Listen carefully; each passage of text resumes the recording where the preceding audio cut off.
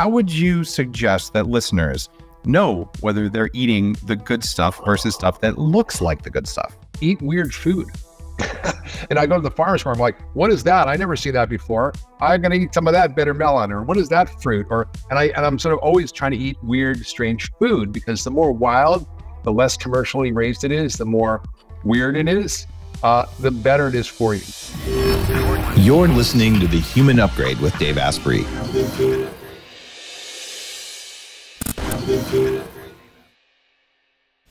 Do you use ghee or olive oil? Like, what kinds of oils do you recommend for kids? The main cooking fat in the cookbook is ghee, and there's olive oil in there. I use duck fat, tallow, but the main cooking fat in there, because I think it's really accessible for parents too, is ghee. Yep. In my house and in the Bulletproof diet, it's always been ghee, tallow, duck fat, which is not quite as good as tallow, but still pretty good, or rendered lard from pasture-raised pigs that didn't eat corn and soy, which is decent but not amazing. And maybe some coconut oil or palm oil if you need to, or the local restaurant wants to use palm oil. That's a safe oil. It's just not as good as the others. So that's amazing for kids. And what happens when kids start eating those kinds of oils? Well, I think it's good for their brains. Yeah. It's good for their bodies. I mean, they're growing so rapidly that I think it just feeds their brains. It definitely, in the studies I've seen, it feeds their brains. It also accelerates their metabolism. Saturated fats warm you up. The polyunsaturated fats slow metabolic rate. And when you first eat only plant oils for about 6 weeks, you get high from it because your body panics and gives you extra thyroid hormone until your thyroid runs out of the ability to do that. And then your metabolism starts to slow. In fact, it's omega-6 fats that cause bears to hibernate in the winter. If you give them butter, they don't hibernate. They just keep going. So I don't want my kids hibernating. It doesn't seem like it's good for them. And so that's one of the things. It's energy, and it's also satiety. Mm-hmm. There's a couple stories that come up for me. One of them is incredibly bougie, but we feed our kids in the morning. It was back when they were younger.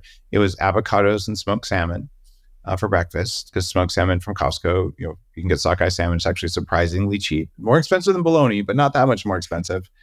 And we would do that with some sort of grain-free wrap that we would put together for them. And they loved it. But then, one day my son, as all toddlers do, was like, and I don't want to. And I said, hey, some kids who go to school don't get any breakfast, or maybe they just get a bag of chips. Like you're really lucky to have smoked salmon. And he looks at me, almost has tears in his eyes. He goes, you mean their mommies don't make them? Because this is what he wanted for breakfast. He goes, you mean their mommies don't make them bacon and duck eggs for breakfast? Because our local farm had duck eggs. So he's having the best food on the planet, and he's just mad because he didn't get that food instead of the other best food on the planet. And I just was shaking my head going, you have no idea. But he did eat the smoked salmon, so that was good. And then my daughter came home from kindergarten or first grade or whatever. And she says, Daddy, as soon as I get to school, the teachers try to make me eat. And I'm not hungry. I just had breakfast. How can the other kids eat? Don't they have breakfast? And I said, well, ask them what they have. And she comes back and says, little Susie or whatever her name is, she had a green apple for breakfast. And I said, well, if you ate a green apple, would you be hungry? And she said, yeah. I go, that's why the teachers are doing it. So we had to actually sit down with the teachers and say, don't make my kid eat if she's not hungry. Mm-hmm. How do you handle that with your kids? Well, I think that I talk about this in the cookbook. When my kids have oversnacked, they aren't going to come to the table hungry. They are going to pick around. If there's a new food that I want them to eat, they're less likely to eat it if they're not hungry. And I think that snacks are they're just marketed to, schools, preschools, all of us. We've all, we live in a snack kind of obsessed world. And so I think that snacks are fine, but I try to be mindful about them, because I really do think sitting down and having real meals is what is the healthiest and keeps us full. And and feeling better than grazing all day. One of the things that worked for me when the kids were protesting new foods is, and I only had to do this once actually. I said, you know what? I'm so happy that you've decided to join me in an intermittent fast. It turns out our bodies can live for 60 whole days or more without dying of starvation, even if we're really hungry. So let's both put our food in the fridge and we can intermittent fast as long as you like.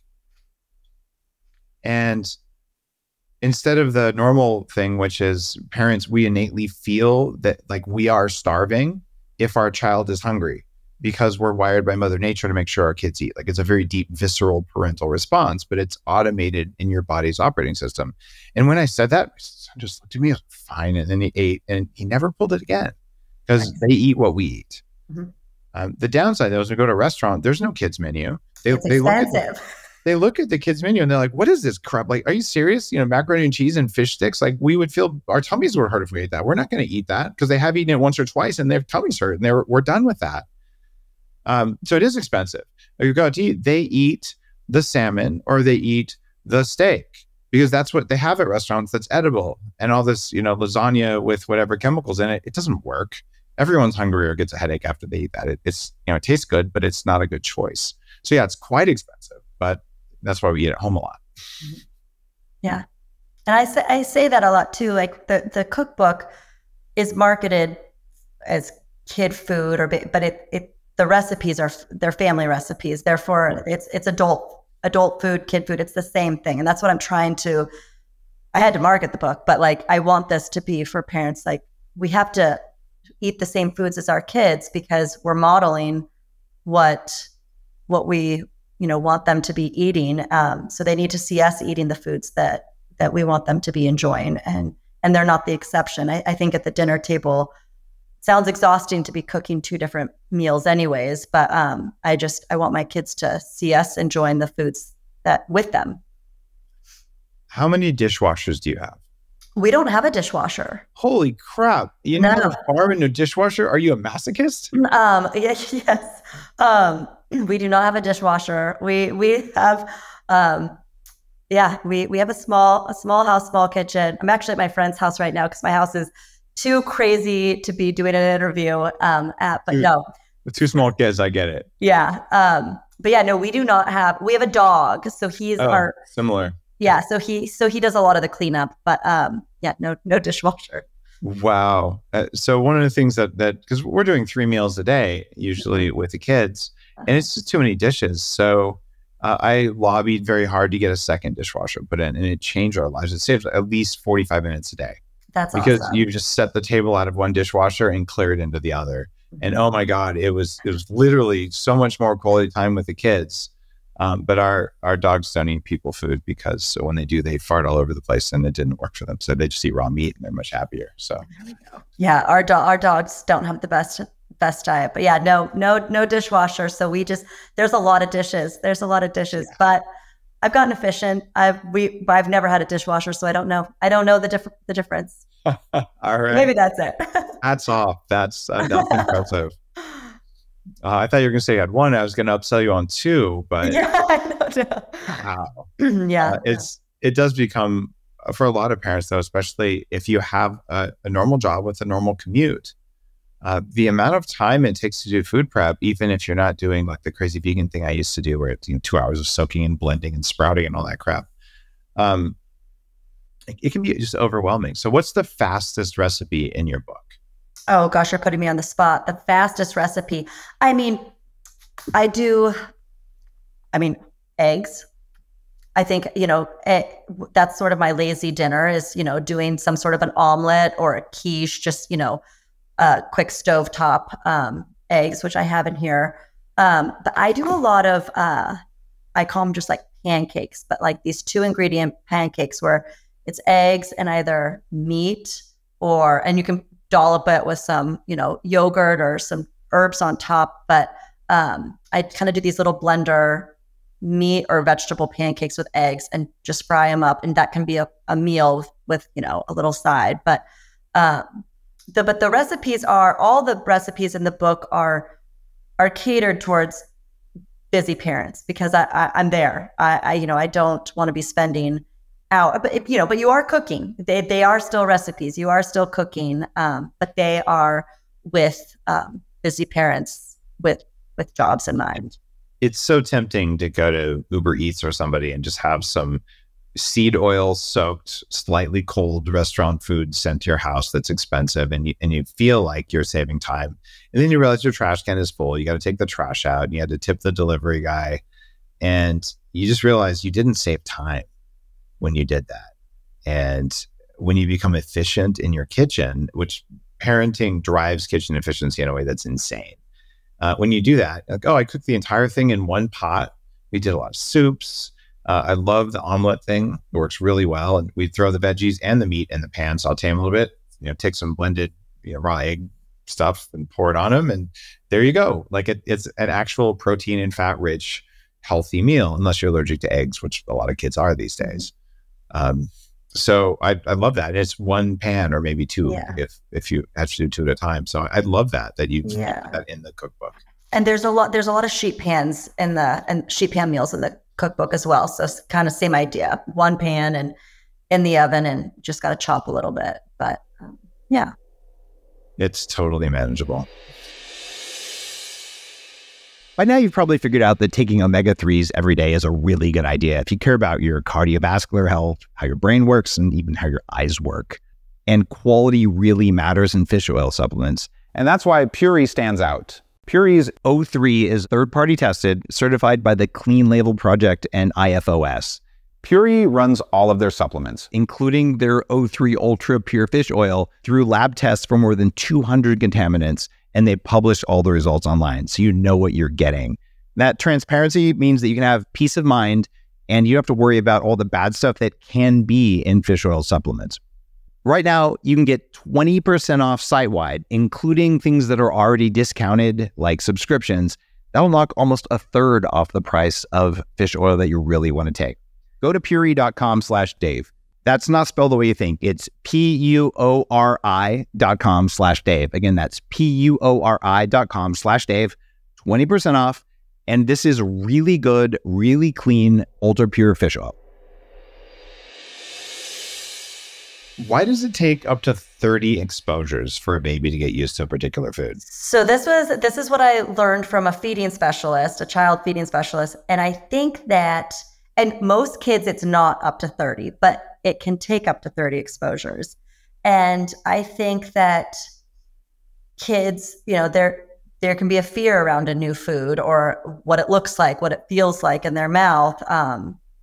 And it goes back to that kind of you're modeling what you want your kids to eat. So even if your kid doesn't eat something, or I always encourage parents, don't say my kid doesn't like this anymore. Like they're learning, they're still learning, they're new eaters. So I think if you want your kids to like beets, continue to serve them maybe in different ways, but even if they're not eating them, I think it's still important to have them on the plate I don't think we should let our kids hear us say, oh, they don't like that, or they're not going to eat that. I think, I'm guilty. I've had to catch myself with like, oh, she's not going to eat that. And we don't know, they'll surprise us and they go through phases, and that's just part of toddlerhood and young children. But I think that the 30 exposures is a it's a high number, but it's a real kind of, real study that, it can take a while. So don't give up on if your kid turns their nose up at broccoli, keep going. One of the things that I learned as a parent, as a farming parent, is that if my kids usually liked, say, broccoli or some sort of a food, and then one night, like, I don't want to eat that, I used to just make them eat it. Like, come on, like that's what you do. And what I noticed was that those are the nights when I wouldn't feel good after dinner and the kids would misbehave and they'd have tummy aches. And eventually I realized that there is something called Alternaria brassicas, which is a type of mold that grows in brassicas, which is broccoli and cabbage and things like that. And it grows when they're wet. I live in Canada where it's always wet. And most of the research on that particular mold is from Russia. But I would notice too, in those nights, like, God, I got like a weird headache and I'm sort of seeing colors. It's called alternaria because it makes you see colors. And, it rips up your gut and it's just not good for you. So I realized my kids were using their internal radar to say, I don't want to eat that. So after a while, especially after age 5, like, okay, if they always like this, but this time they don't want to eat it, I probably shouldn't eat it either because some part of them knows. And then it's down to training versus intuition. And I still wouldn't say that I've at all mastered it, but I noticed it enough that I always thought twice. But that's only after they're used to it and they like it. And if they suddenly don't want to eat it that one time, you might ask them why. And if they don't know why, maybe it's all right to skip it. Do you do that? Oh, totally. And it's hard, but I try, and it goes back to like, I can control what goes on the plate, but they ultimately control what goes into their mouth. And I want the dinner table to be a joyful place. And I think if we try and micromanage too much, it turns into not an enjoyable experience. But I do, yeah, exactly. Like if my daughter's saying my tummy hurts or I'm full, I don't want her to ignore her intuition. She knows how she feels. I don't. And our kind of rule for the most part is we will save, no, that's okay. You don't have to eat, but we'll save this for later. No snacks. One of my favorite types of recipes, even on the Bulletproof diet, which works for kids, but it's designed for anyone, is purees. And my all-time favorite is like a cauliflower mash. Boil or steam or roast cauliflower, blend it with some butter or some ghee or whatever, and it tastes good. In fact, I had that for lunch with my son today, and we threw some chunks of steak on it, and that was like a very fast one-pan meal with probably 3 tablespoons of dried herbs to get all the polyphenols, and we're full and happy after that. You have some amazing recipes like that in your book as well, but you do some interesting stuff. You talk about using duck fat or olive oil. So when you're doing your deviled cauliflower mash, which is similar, but it's got a unique take. Do you remember that recipe off the top of your head? I remember most of the components, but I add a hard-boiled egg yolk to it, which makes it, and I've even since then, I'll sometimes add 2 or 3, but it makes it extra creamy, extra nutritious, extra fatty. It's delicious. And you also add some yogurt or goat or cow, or you don't have it in your recipe, but I use sheep yogurt whenever I can because it's the best you can get from human compatibility. And you do that, which gives it a real cheesy kind of flavor along with some thyme. So that's the kind of recipe. I had not thought of adding a hard-boiled egg yolk, but I can see how that would be more of like that deviled egg consistency. So there's really good flavors, and that's going to fill you up because of the fat, and you're going to pair it probably with some kind of protein, right? What's your favorite protein to eat with something like a deviled cauliflower mash? Oh, like a steak. I think it's a steak. Gee, and then just doing the fork the steak, dip it in the mash, and it's heavenly when you do that. I don't know if it reminds me of childhood or something, but it's better than mashed potatoes. The other thing that I've been doing for a long time is if I'm in a hurry, I will take some of the I used to use the Bulletproof collagen back when I was involved with the company. But I will take a grass-fed collagen protein, and I will take a few scoops of that and put it in there. And it's invisible. You cannot taste it. You cannot see it. Kids don't even know it's there. I tell them though, because I want them to know. And then all of a sudden you just added 60 grams of high quality animal protein to a meal that helps to build their connective tissue in their skin. And they don't see it like they would a steak, even though they want the steak. So that's kind of my secret. I'll add that to almost any recipe in your book, and you can't tell. That. Right? I like that. All right. When kids are 8 months and beyond, pediatricians say don't give salt to babies. But you talk about giving salt to babies. How dare you? Yeah, I think that, again, I wrote the book with, I want people to take what they're most comfortable with. So I use salt sparingly in recipes for the minerals, and it can help with digestion and help increase the nutrients of the food. Why would you use it sparingly? That doesn't seem to make any sense. Well, I mean, Yeah. I use it kind of sparingly, but you would have a heavy hand, it sounds like. So I think go with whatever you're comfortable with. But yeah, I use salt in the cookbook, and if you Google salt and baby, I mean, no one, when I was starting to feed my children, no salt. And anytime you have a recipe out there with salt, it's like, don't give this to babies under 1.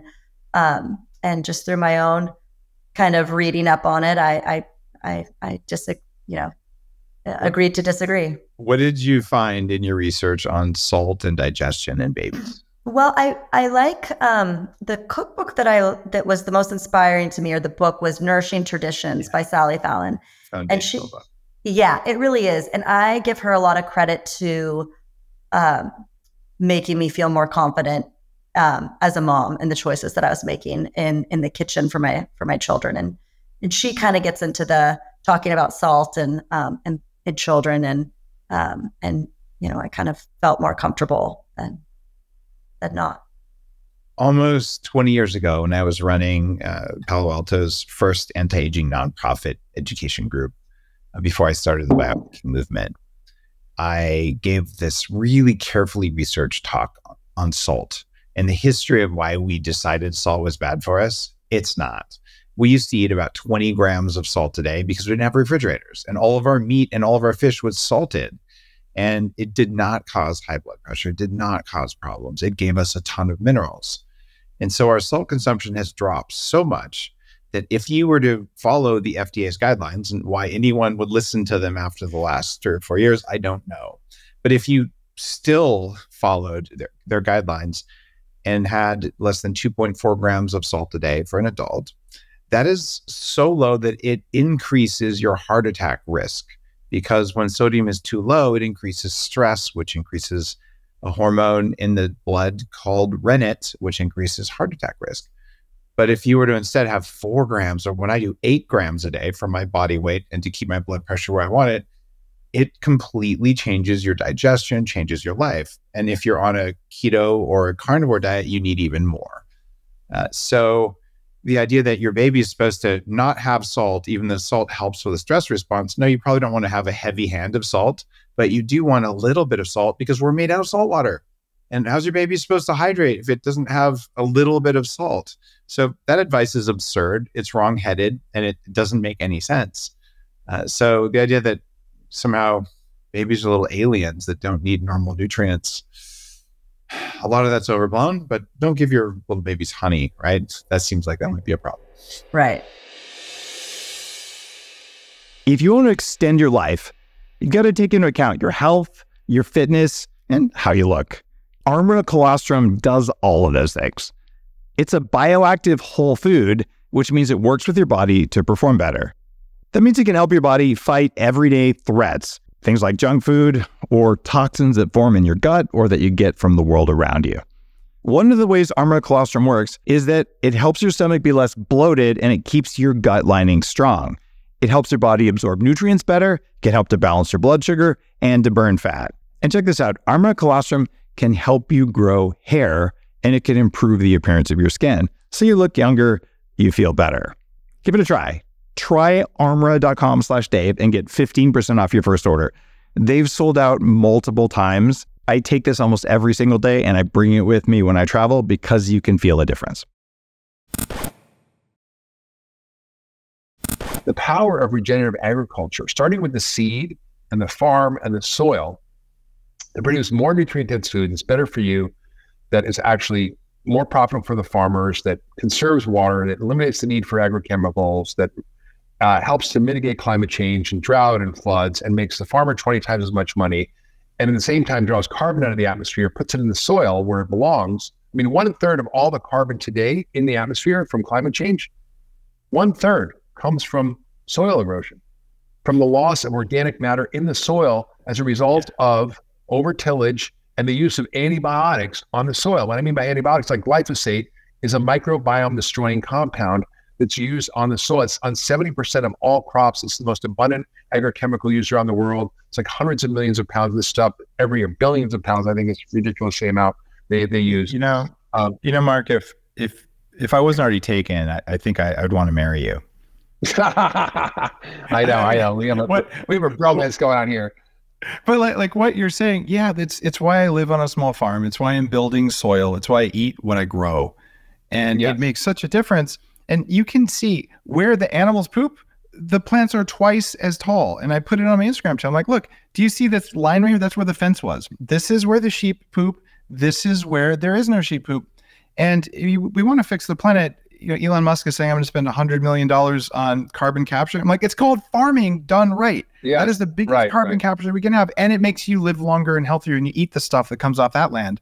Exactly. There's no loser in this system except Big Ag and Monsanto. Right. It's true. There are some losers. And what's really fascinating is looking at, even, this is not some left-wing opinion thing. It's, the UN has come out and said, if we take 2 million of the 5 million degraded hectares of land around the world that has been degraded through modern agriculture, and we convert it to regenerative agriculture, incorporating animals in the ecosystem to build soil, it would cost $300 billion, which is basically less than we spend for Medicare and diabetes every year.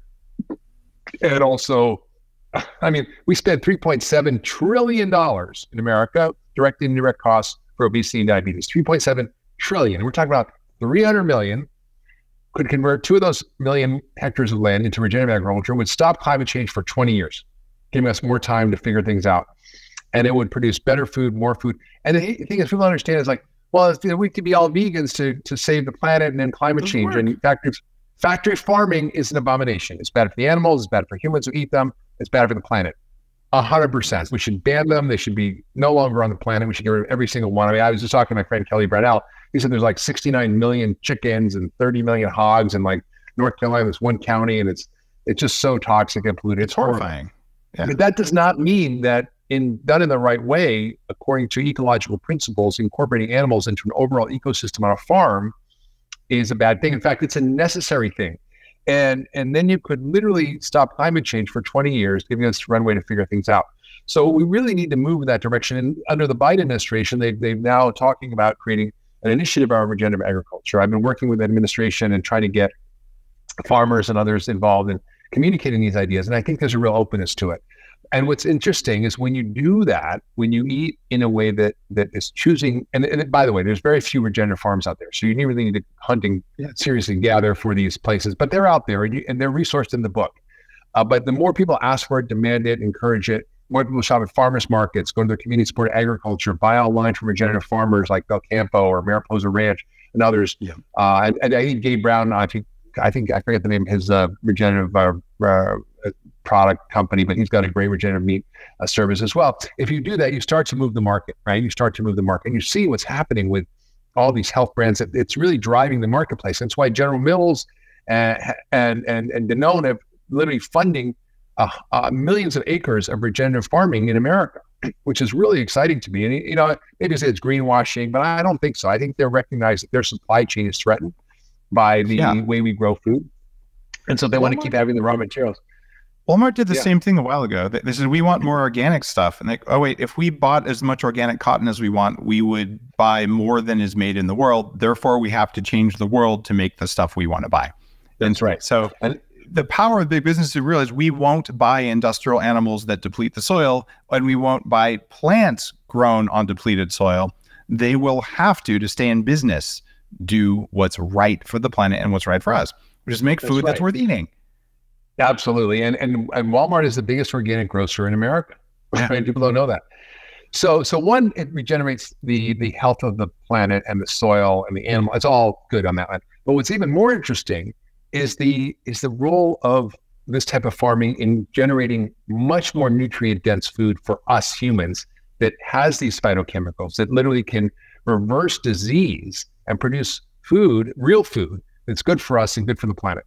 So this is the win-win-win-win-win across the game. It's good for the farmers who are squeezed between the banks and the agrochemical companies and the crop insurance and the government. It's good for the ecosystems that regenerate and bring back pollinator species. It conserves water resources that are depleted around the world. It builds soil, which we're losing at an incredibly accelerated rate. So it's got a win-win-win. And it generates products and food products that are more nutrient dense and more healthy. So Gabe Brown and his farm, they've been testing their carrots and their vegetables, and they have far more phytochemicals than the traditional farms. And what's even more amazing, I literally just got an article in my inbox this week about how, and I have a chapter in here about is meat medicine, basically. And as I know it's a controversial title. That's the title. Right? That's going to be a little provocative, I think. and what's so fun about it is that I've been learning from guys like Fred Provenza, who's a rangeland scientist who's working with scientists at Duke University, actually analyzing the differences in phytonutrient content. And I said this right, phytonutrient content in meat that's grown, regeneratively. And what that means is that if the animals are foraging on wild plants or on lots of different varieties, like 100 different varieties of various plants, each of which has its own phytonutrient content and composition, each of which has very unique vitamins or minerals or other compounds. The animals seek this out. So the animals are smart. They know how to eat for nourishment. They know how to eat for health. So they're literally eating their medicine and finding it and eating the drugs that they need on the farm so they can stay healthy. And as a consequence, these compounds get incorporated into their meat. And when you eat them, you're getting the same thing. And some of these animals have as high phytochemical content as the plants that they're eating if you were just to eat the plants. It's really different. On my farm, our sheep walk around, and we have forest here. They eat whatever they want. So they'll eat a little bit of rosemary. I call it interbasting. But they'll eat a couple bites of pine, which is anti-parasitic. But they'll go and they'll muzzle it. And if instead you take animals in a compressed area and you pour a bunch of mixed up food into a trough, they don't get to do that. And the difference is that when we put the meat in a local market, someone will come and they'll buy some of it, and they'll come in the next day and they'll buy all of it. Because that's the best meat I've ever had. I felt so good when I ate it. So I'm actually opening a restaurant in the middle of the pandemic in Victoria, downstairs from my office in a little while. And we're actually going to take the animals that we raise ourselves and use them in the restaurant, because you get a food high when you eat an animal that ate what it was supposed to eat, was treated kindly throughout its entire life. It's not even in the same universe as an industrial steak from the store. Totally. But most people never felt the difference. No, in one of the studies I quoted in the book, in Australia, they did a study with kangaroo meat, which they have abundance of there, and compared it to feedlot meat. Same, ounce for ounce of protein, profoundly different effects on the body. The feedlot meat causes inflammation. The kangaroo meat reduced inflammation. And so, wait a minute, how is that possible? Why? It's the information in food. It's the instructions that are programming your biology. So quality is really important. And in the book, I go through every bit of food we eat. What protein and fats and carbohydrates, vegetables, fruit, nuts, seeds, chicken, fish, meat, what you should be eating in each of these categories. Because a feedlot beef is very different than wild elk, right? A wild blueberry is different than some horrible like starchy tomato that's grown in a hothouse that has no nutrients in it. It tastes like cardboard, right? You just said blueberries. Even those, if you're not comparing it to some random tomato, if you get the normal industrial blueberries from factory farms that grow blueberries, and there are such things, versus, I live in the Pacific Northwest, I buy a couple 100 pounds of blueberries at the height of the season from a local regenerative grower, and they taste like blueberries. And we freeze them and we hoard them because they're so good. And if you go to the store and buy a little shrunken baggie of whatever, they don't taste like blueberries. They taste like something else. And what we have here is, it's legal and considered normal to say, well, if it looks like a tomato, it's a tomato. But just because the outer layer looks like a tomato, the inside is completely different based on how it was treated, but we don't have standards or way to tell. How would you suggest that listeners know whether they're eating the good stuff versus stuff that looks like the good stuff? Well, there are ways to sort of ensure a little higher quality nutrient density. One is source your food from the right vendors, right? Yes. Farmers markets, community supportive agriculture, online resources for example, regenerative food. Like Tribe Market has incredible sources of regenerative meat and sustainably harvested or low toxin fish, for example. So there's Vital Choice Seafood that again sources their fish from really great Alaskan waters that are small fish. And so there are ways to get these things. It's a little bit more work and a little bit more detective work. Also, eat weird food. And I go to the farmer's market, I'm like, what is that? I never see that before. I'm going to eat some of that bitter melon, or what is that fruit? And I'm sort of always trying to eat weird, strange food, because the more wild, the less commercially raised it is, the more weird it is, the better it is for you. And so I've got on the behind me a whole like tray of fruit from Hawaii, and I stuff there I've never eaten before. I'm like, what is that? Oh, But when it's you good. jackfruit is gross. No matter how much you torture it, it still is not meat when you eat it. The information signal from jackfruit will never be meat. Yeah. Jackfruit, and there's breadfruit, and there's, I don't even know. There's all kinds of Breadfruit's awesome, and that stuff feeds your gut. So I think we are really, able to sort of be a little more diligent when you go to the grocery store. Buy stuff that is sort of a little more funky, like, get mustard greens, get dandelion greens, get things you don't normally would eat. Eat seaweed. These are just ways of picking out things when you go to the grocery store that aren't these big commercial products. So there are ways to do it. It's a little trickier, but you want color, you want variety, you want organic when possible. Regenerative, you can get it. There's a new regenerative organic certification that Rodale and Patagonia are putting together. So it's coming. This is coming, and there are more and more farms that are converting to regenerative agriculture. So it's going to take time, but you literally can transform your diet by starting to sort of widen out your palate by exploring different foods. Yeah. I mean, I got these bitter melon greens, which are really wild, and I got the bitter, from the farmer's market. You just don't see that stuff, right? Or I'll get, these weird different mushrooms and things that are just kind of funny. And I tend to try to include as many of those things as possible. Variety is key, because like those cows that are foraging on 100 different plants, we need to forage on a wide variety of foods. I mean, the carnivore diet can help a lot of people with chronic disease because it eliminates stuff. It's not so much about the meat. It's about what else they're not eating, right? They're not Thank eating, you for saying that. Right. They're not eating dairy. They're not eating gluten. They're not eating grains. They're not eating beans. They're not eating sugar. They're not having lectins. They're not having all these inflammatory foods in their diet. And they're taking out all the hormones, the antibiotics and the pesticides and all the weird crap. I mean, hopefully they're eating grass-fed meat.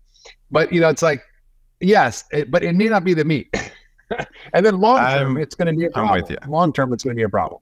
So I've said the same thing. And what all foods have in them is they have energy. And in the traditional American farm, agricultural lobby industry, energy is the only thing that matters. It's calories, as if that's somehow the most important thing. But we do have to have some energy from our food. Then it has the good stuff, the nutrients, the signaling phytochemicals, the polyphenols, the vitamins, minerals. And then it has stuff that's not good for you in it. And depending on how you prepare the food and how you grow the food and all that, it can have more of the bad stuff or less of the bad stuff. And yeah, when you go carnivore, you remove all the bad stuff plants are doing to people, whether they're bad plants or good plants, whatever else. But then you eventually find, I can tolerate some plants really well, but that plant's not compatible with me. And that's been kind of the core of what I've been doing on the Bulletproof side. It's like, look, find the foods that work for you. It's not the same for everyone. And I think in the vegan diet, you've become really programmatic about it. Like, it's fine. You might do so well on red bell peppers because they're full of parenthocyanins. Me, they give me rheumatoid arthritis. Like, I am never going to. It doesn't mean they're good or bad. It means they're compatible or not compatible. Yeah. Like, I love raw onions and I love raw garlic. But if I eat it, I feel like crap. I get a brain fog, headache. I don't know what. Yeah, I don't touch the stuff. Some people have reactions. Cooked onions and garlic are fine. So, and sometimes I'll go on the garlic because I just love raw garlic and I'll put in something. But I have a little bit. It's okay. But I think everybody needs to understand what is their particular biology. And so the ideology and dogma that we have has really kind of usurped common sense and science. And so the take home should be, let your biology rule over your ideology. See what works for you. If you go vegan and you lose your period and you have no sex drive and your muscle mass goes down and you're tired all the time and you're kind of, want to stay in all the time and hide, that's not good. But if you're a rich roll and you're like running Ironman triathlons and you figured out how to do it, go for it. People get really angry. Like, you have to eat the way I eat. And like, I would recommend people do eat the way I eat, which is don't eat the stuff that makes you weak, and then eat the stuff that makes you strong, and eat enough calories at the right time. There, eat the way I eat. That's it. Right. And within that algorithm is very different. It is. And there's a little bit of homework that has to be done. I go through how do you personalize your diet in the book. But within that, like, there are foundational principles of how do you choose quality and the best information in every bit of food you eat. And then how do you personalize it? And how do you optimize all your functional systems? Because, as a functional medicine doctor, I don't treat disease. The body is structured in a way that has nothing to do with the way medicine is organized right now. Medicine is organized in specialties. You've got your cardiologist, gastroenterologist, rheumatologist, your neurologist, your dermatologist. You got an ologist for every part of your body. And nobody talks to each other. And people often have multiple things. They call them comorbidities, which means you have multiple diseases which is absolute nonsense because they're all connected. If you have migraines and rheumatoid arthritis and irritable bowel and reflux and you have rashes and you have headaches, it's not just a random bunch of bad luck that you got all these things. They're connected underneath by common mechanisms of inflammation and dysbiosis and other factors. And so functional medicine is about how do you optimize these systems. So I never treat disease, I optimize these functional systems. And it turns out the biggest influence on these 7 dynamic functional systems that are your biological network, your ecosystem, the most important influence on these is food, for bad or good, right? Yep. Right? So for example— what percentage is it? 80, 90%? I mean, I think it's probably like, about upwards of 80%. I mean, if you look at, there's a class of things that are not food related. So I've had those. I'm good with diet, but I've had stuff that's taken me down. If you're living in toxic mold and automobile exhaust, it doesn't matter what you eat. You're probably not going to like it. Yeah. So Dave, you helped me when I almost died 4 years ago from mold toxicity in my house. And this was after I, been in your movie about mold and after, like I knew, and I just collapsed. And so, I could eat all the great food I want. It wasn't helping. Or, I had mercury poisoning. That's not going to get sorted out by, eating better. I mean, yes, you have to cut out the swordfish and all that and eat vegetables that upregulate your detox. But it's really about, finding those things that are real triggers. But absent that, like Lyme disease, tick infections, mold, mercury, environmental toxins, all that, yes. Parasites, gut stuff, yes. You need a little extra help. But for most of the problem that's facing America today, and by the way, Dave, we are in a real pickle. Why is COVID so prevalent in America? It's not just we eat a lot of omega-6 plant-based fats and a lot of sugar and a lot of crap. That's my assumption. Do you agree, or is there something else going on? Yes, I agree. I think what's happened is people don't understand is that America is one of the unhealthiest nations in the world, and COVID kills you by inflammation, and we are all pre-inflamed. 88% of Americans are metabolically unhealthy. That means they have some form of pre-diabetes, insulin resistance, poor health from their metabolism. When you have that, that's an inflammatory state. That's 9 out of 10 Americans. Even people who are just a little overweight, a little bit of belly fat, seem to have higher risk of severe illness and death from COVID. So it's not like you have to be 300 pounds. You could be just a little over, or even not even overweight, but just more belly fat. And I think we're in a situation where we haven't even talked about that in America. We're talking about vaccines and masking and social distancing. And I'm like, wait a minute, there's a lot we can do aside from, nutraceutical interventions, which like vitamin D and zinc and vitamin C and quercetin and green tea and NAC and a lot of things can really help. But the food is such a big thing. And I think that we just kind of are missing the boat here. And America, if I were president, I would say, listen, America, get off your crappy diet. You're all getting the quarantine 15 or the COVID-19 pounds, like freshman 15. This is not the time to comfort eat, to drink, to not take care of your health, because you're just a sitting duck. When COVID lands on a pre-inflamed person, it actually causes a super fire called the cytokine storm, which is what kills us. So are you saying that throughout all of human history, diseases take out the weak first? Yes. It's such a radical thought. I mean, no one's ever thought of that before, but like we've done things to ourselves to make ourselves weak, and our ideology says that we haven't, but our biology says that we have, to use some of the words you've been using. And so let's say that someone reads the vegan diet tomorrow and they start adding pomegranates and the Himalayan buckwheat and all the other good stuff in. How long does it take to turn the inflammation dial back down? Oh my God, Dave, this is what's shocking. Like, it's shocking to me. I mean, it takes like decades often to get sick. It can take days to get better. Yes, days, exactly. Days. Like you wake up the next morning and your joints don't hurt. Like, what did I just do? Well, you didn't eat the Pop-Tart. One guy came in after doing the program that's very similar to the vegan diet. He's like, Dr. Hyman, I've been at 10 years and 10 days, and I go like, all my joint pains are on. Is that possible? I have rheumatoid arthritis. Another woman, after being in psychiatric hospitals for depression, multiple medications, her marriage and job are falling apart. She's like, after 3 days of changing my diet, my depression is lifted for the first time in my life. This is a woman who spent a lot of her life in psychiatric hospitals and on piles of pills.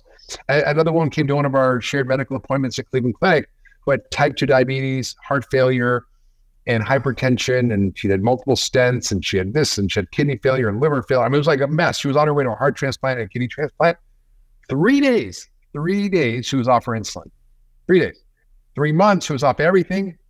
Kidneys reversed, liver reversed, heart failure reversed, which never happens. Okay, this doesn't happen in traditional medicine. You manage this as a chronic disease. You don't cure or reverse. I have multiple patients with heart failure that we reversed using food as medicine and a few extra nutraceuticals. But this woman, very debating. 3 days she was off everything. She lost, I think, 43 pounds in 3 months. By a year, she lost 116 pounds from going, like she was a body mass index of 43, and she was 66 on her way out, and she's back in the game. And I think we don't understand the power. And when I have people do the 10 days of just really clean eating, like a reboot or reset, 10-day reset, 62% reduction in all symptoms from all diseases: migraines, irritable bowel, insomnia, depression, joint pain, reflux, whatever it is you got, it fixes. And it's like, if there was a pill that could do that, it would be $1 trillion blockbuster, right? It would be $1 trillion blockbuster. Okay.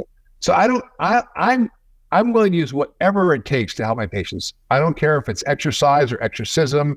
I'll use it. I'm not opposed to medication or drugs, and I use them in the right way for the right person at the right time, the right dose for the right indication. But most of the time I don't need them, because food is way more powerful than a drug than most pharmaceuticals, because they work with the body rather than against it. They actually activate the body's own healing mechanisms, like we talked about, like the akkermansia for your microbiome gets activated by certain foods, or the Himalayan tardive buckwheat helps your zombie cells, or the urolithin A in pomegranate that causes your mitochondria to rebuild and to build muscle. So we have the intelligence to do this. So it's not just about treating disease. It's not just about not having symptoms. It's the opposite. The way you get to health is not by treating disease. The way you get to health is by creating health. That is the science of functional medicine. It's otherwise known as biohacking. What the researchers did, this was published in the journal Food and Nutrition Research, and they took test subjects and gave them a meal of processed foods and a meal of whole foods to see how their metabolism would respond. Okay, caveat, the meal of whole foods was whole grain bread and cheddar cheese, all right? This was deemed to be the whole food meal. It's a little wholer, all right? It's a little wholer versus the processed food meal, which was white bread and cheese product, which that's Kraft singles, essentially. It's not legally cheese. It's called Kraft singles because there's not enough cheese in the cheese. All right, so test subjects ate these various sandwiches and they tracked all their metrics. And by the way, on paper, they should be the same fucking sandwich, the same metabolic impact. There's the same amount of calories, the same amount of fats. Yeah. Same amount of calories, fats, proteins, carbohydrate. On paper, they're the same. Now, here's what happened. After consuming the processed food sandwich, they had a 50% reduction in calorie expenditure, in calorie burn, in the expellation of energy post eating that sandwich versus when they ate the whole food sandwich. Something got clogged up where the body was not releasing energy as efficiently. So much so, again, 50% reduction. And so in this conversation, when we say, a calorie is a calorie, like we shouldn't even be having, that shouldn't even be talked about anymore. We're so far beyond that. How many studies do we need to know that the quality of food that you're eating matters? And eating fake food, like right now in the United States, we have the average adult, their diet is about 60% ultra processed foods. Now this is leaving out, and this is from the CDC, this is leaving out the point that for our children, it's about 67% ultra processed foods. We're feeding our children garbage, fake food, and wondering why childhood obesity has tripled in the last 30 to 40 years. It is insane. It's funny. If I had to choose from those study groups, I actually would eat the white bread and the cheddar cheese. Now, I'm sensitive to casein and to gluten, so this would not be great for me. But the whole wheat bread had a whole bunch of stuff in it. Yeah, it had more fiber, but it also had way more phytic acid and other enzyme inhibitors, because whole foods are not provably better. In fact, you don't eat the shell of the walnut. Whole food diets don't actually exist. They don't make sense. Just because you could eat it doesn't mean you should. Did you eat the whole tree that grew the apple? Well, where's the edge of whole food? What does it even mean? You shouldn't eat the apple seeds. They contain cyanide and they actually enough to harm horses. So like, let's just throw out that idea of whole foods as being nonsense because it can't even be defined. But in that example, you're getting saturated fat, which is pro-metabolic from the cheese. And you're getting omega-6 fat, which is anti-metabolic, as is shown in the reduction of calories from the fake cheese. So we have a problem here. And if you see the bullies online with 1 million followers who spend all day saying you can cancel out a Snickers bar with a diet soda, these people, either they're evil or they're just so traumatized that they are willing to ignore vast swaths of data that have existed for more than 100 years that say a calorie is not a calorie. So I love it that you're on team, look at what you eat instead of team, you can sweat away a potato chip. Because I don't think that's real. Potato chip sweat, Dave. Come on. There's so many nuggets in this episode already. All right. So this is a great point for us to all make as a community, for us to start to open up our minds and keep it with it. We don't have to articulate this every time we talk about it, but there's a distinction between ultra processed foods and processed foods, minimally processed foods, like that we've been doing for thousands upon thousands of years.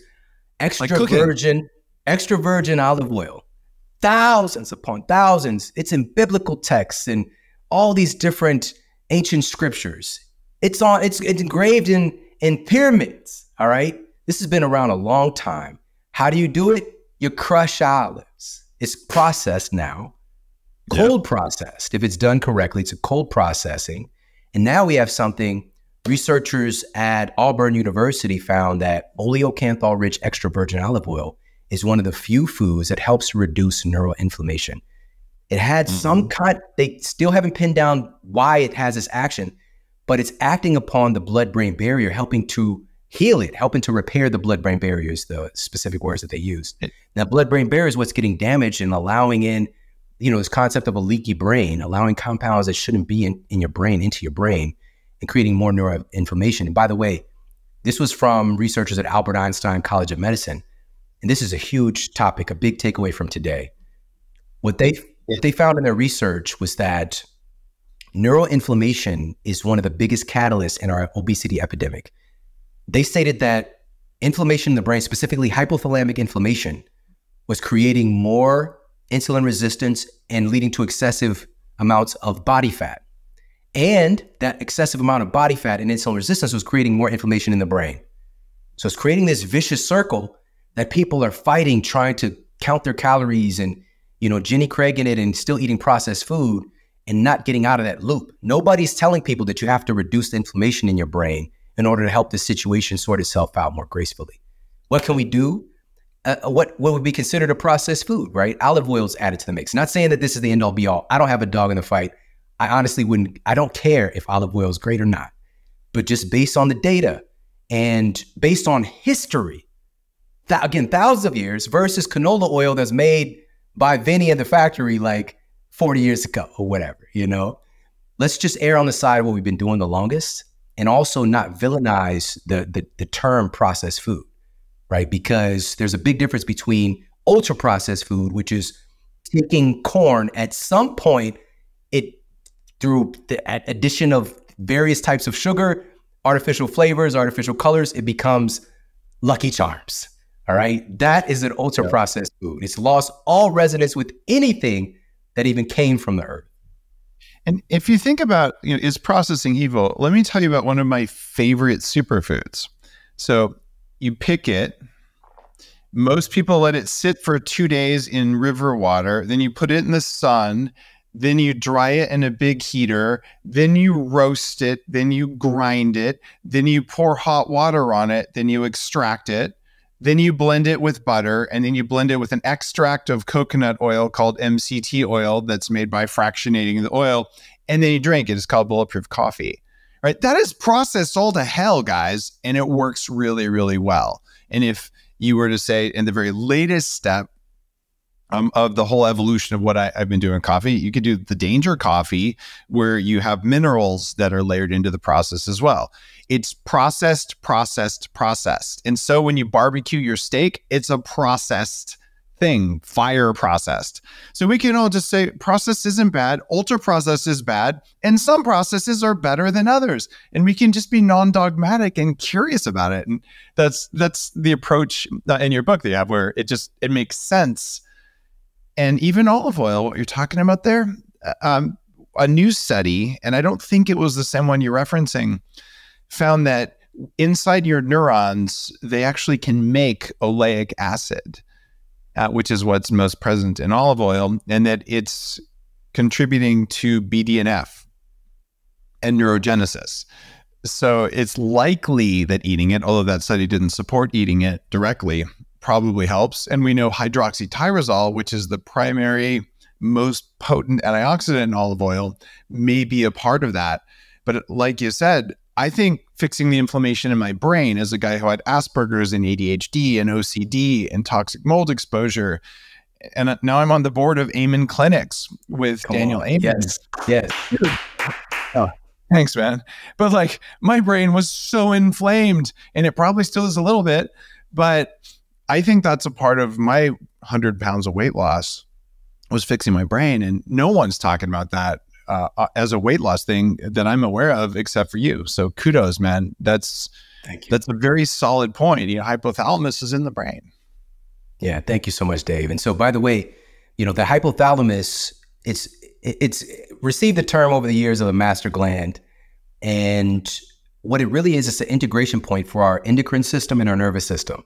Mm-hmm. Right. And it's responsible for so much regarding, we'll just say, the management of caloric energy, of managing our body temperature, of managing our stress hormones, sleep, appetite. It's involved in so much. But here's the key, and why this connection with weight loss is really valuable with the hypothalamus, is that it's kind of like an internal thermostat in a sense of your quote metabolic rate, like how much energy are you expending?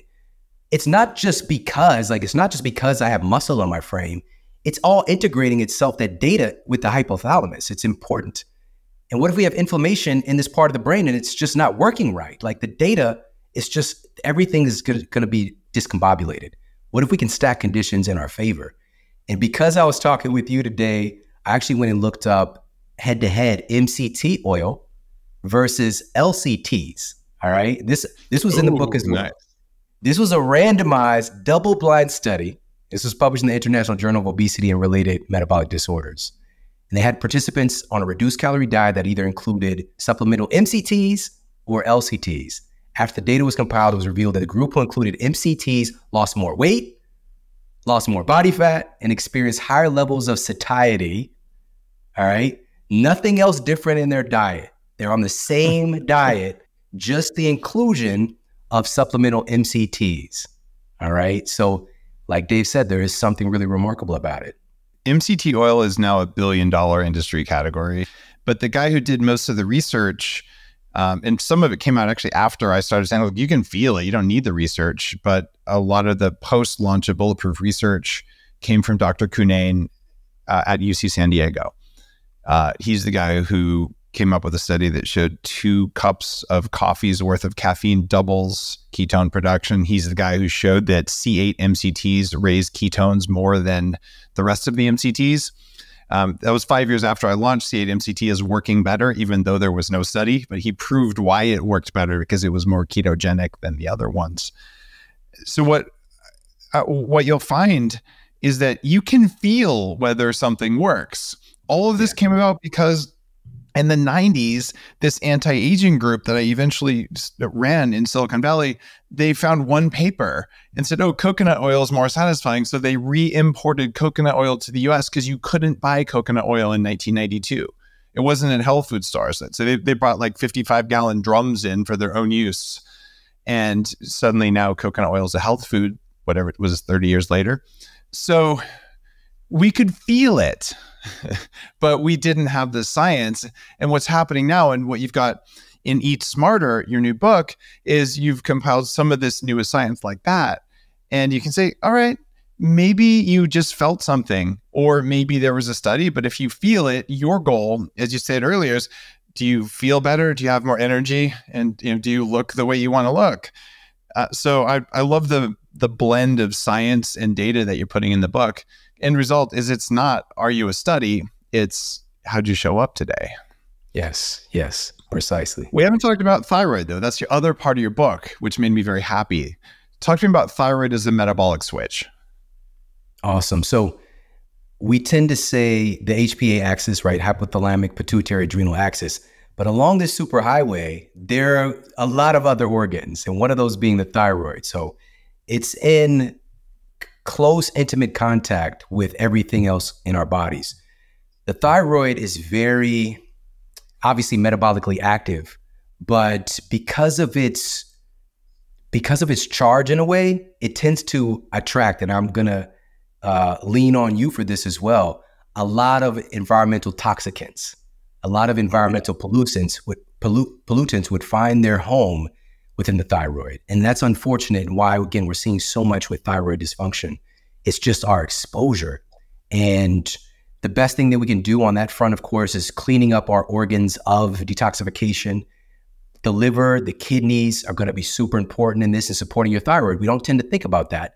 When our thyroid is abnormal and malfunctioning, we tend to just try to target the thyroid. Let me just take this thing and try to beat it into submission.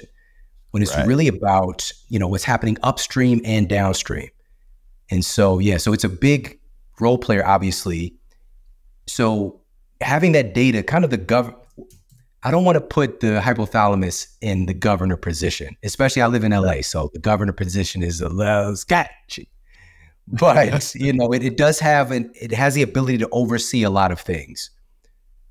Our metabolism itself, if there is a gland in our body that really carries the weight of that, little pun intended, it's our thyroid. And so doing what we can to stack conditions in our favor for good thyroid health. And I know a lot of listeners have had their thyroid removed in one way or another, or they're on medication for this. And this is not to villainize anything or any type of treatment, but where you are right now, you have the ability to stack conditions in your favor and to work with what you have. But this is also a nudge to everybody else. Like, this is serious business. Thyroid disease, abnormalities, dysfunctions are still on the rise. We're nowhere near out of the water with this. So it's like a big call to arms for us to get as healthy as we can. One of the things that's happening that's near and dear to me is that environmental toxic mold, and guys, moldymovie.com is my free documentary, a professional full-length documentary on mold, no cost, at moldymovie.com.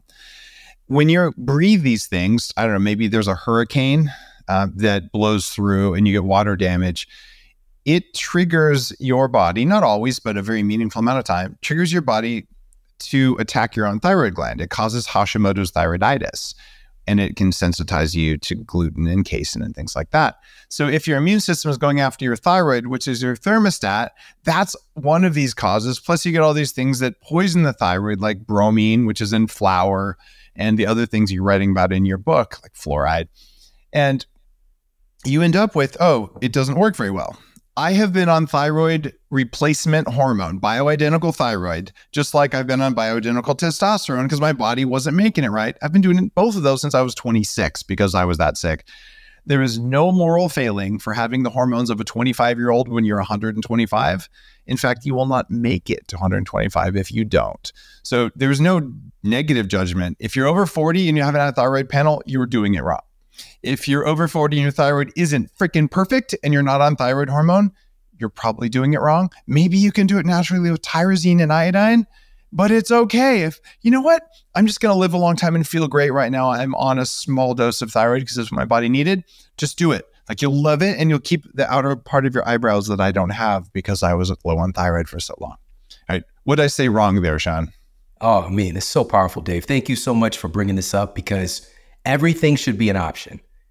Today, more than ever, we get into these diet camps and we're infighting about minutia. And especially if we're not in the kind of conventional medical paradigm, we tend to think like all medication is off the table. And that can be a problem as well. There are wonderful drugs that have come across in recent decades that should be on the table as an option. Don't defeat yourself or abuse yourself and not access something that can dramatically improve your quality of life and your lifespan because of a diet dogma or a small-minded belief system, right? Innovation is part of this. Innovation is part of our evolution. However, with that said, as Dave reiterates as well, it's about stacking conditions with the big movers as well. So it's not just the thyroid medication, it's these other things too. I'm a healthy person. I'm doing healthy shit. I'm in great relationships. I am taking care of my body. I'm doing a cold plunge. What we tend to do, I think, is we tend to get into this, again, this dogmatic perspective where, you know, I'm using a blanket treatment. That's not what you're doing. You're stacking conditions. You're stacking conditions. And you're talking about a big mover when you're talking about your thyroid. That's a big deal. And, you know, so with that said, I want to go back to a place of simplicity, because with all of these tissues that we're talking about, organs and organelles, when it really boils down to it, all of these things are literally made from the food that you eat. It's all made from the food that you eat. And we're existing in a paradigm of healthcare where, and you know this, Dave, you know, like some of the top cardiologists in the world, gastroenterologists and neurologists and, you know, whatever, ologist. And they go to school for 12 years to learn about their particular field of expertise. These are my friends and colleagues, learning about the heart, learning about surgery, learning about, you know, your arteries, all this different stuff. Very mechanical thinking. When they're looking at your heart, they are unaware that switch has not been turned off, that they're looking at the food that you ate. It's just not a part of their reality.